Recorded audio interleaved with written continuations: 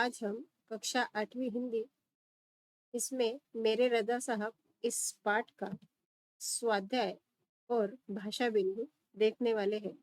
इस कक्षा 8वीं हिंदी के साथ ही कक्षा 10वीं हिंदी का स्वाध्याय भी चैनल पर उपलब्ध है।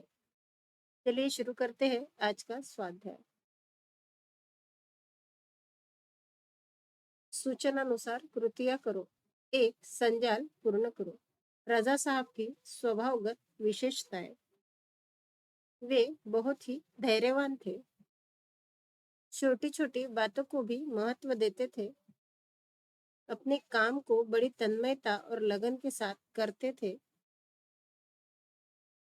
उनके मन में सर्वधर्म समभाव की भावना थी। अगला प्रश्न, कृति पूर्ण करो।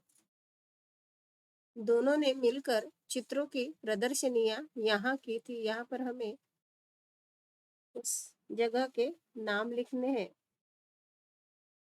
मुंबई, लंदन, पेरिस और न्यूयॉर्क।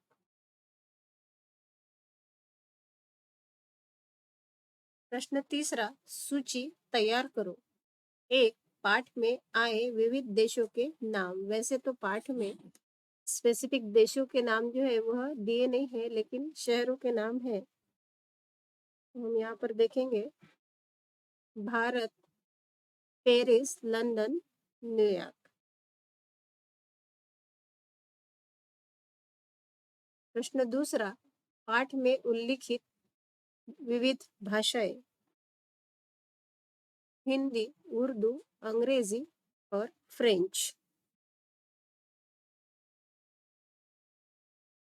चौथा प्रश्न, कृति पूर्ण करो। खाने की इन चीजों में रज़ा साहब की जान अटकी रहती।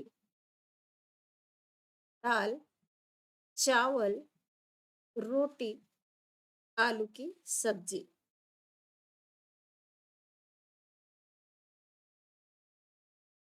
बढ़ते हैं भाषा बिंदु की ओर।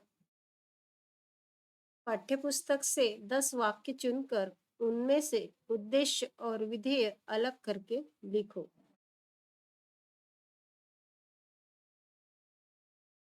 वाक्य, उद्देश्य और विधेय। यहाँ पर पाठ्यपुस्तक में से 10 वाक्य हम लिख सकते हैं और इस वाक्य में उद्देश्य क्या है और विधेय क्या है यह देखेंगे। हेलेना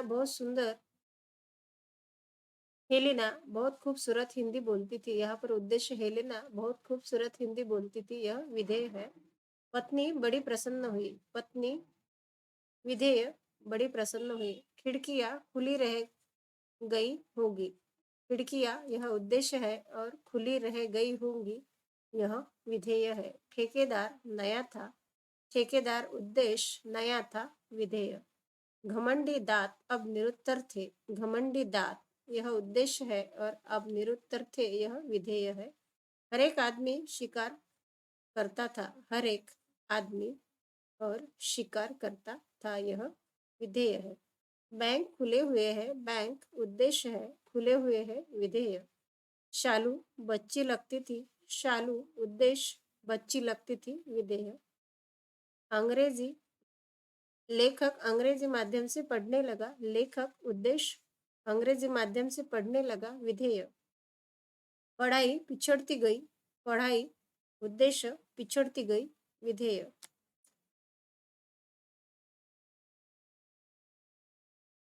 चलते हैं अगले प्रश्न की तरफ, जो है उपयोजित लेखन। जहाँ चाह होती है वहाँ राह निकल आती है। इस सुवचन पर आधारित 80 शब्दों तक कहानी लिखिए। आप कोई भी कहानी लिख सकते हो। यहाँ पर नमूना दाखल हमने एक कहानी ली है। नाम के एक छोटे से नगर में अथर्व नाम का होनहार व परिश्रमी लड़का रहता था। इस संसार में उसका कोई नहीं था। वह अनाथ था। दिन भर मेहनत मजूरी करके वह स्वयं का पेट पालता था। अथर्व को पढ़ाई करने की चाहा थी, लेकिन स्कूल जाने के लिए उसके पास पैसे नहीं थे, इसलिए वह शाम को मजदूरी करके घर आकर अपने आप ही पढ़ाई करता था।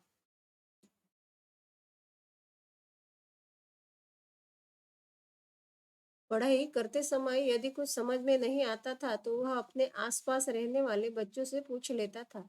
ऐसा करके वह पढ़ना लिखना सीख गया। एक दिन नगर के भव्य दीवार पर लगाया विज्ञापन उसने पढ़ा। विज्ञापन में लिखा था कि सरकार होनहार बच्चों को छात्रवृत्ति देना चाहती है और इसके लिए छात्रों को मौखिक साक्षात्कार के लिए सरकारी दफ्तर में आना पड़ेगा।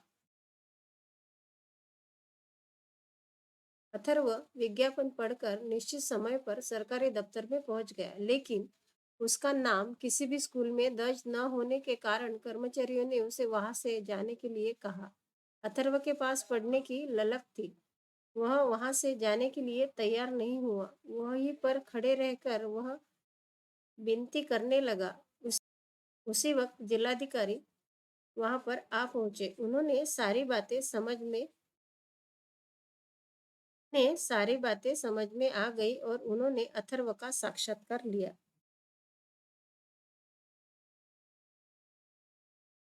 मुलाकात में उन्होंने अथर्व को कई प्रश्न पूछे। आश्चर्य की बात यह थी कि किसी स्कूल का छात्र न होने के बावजूद भी उसने सभी प्रश्नों के सही उत्तर दिए।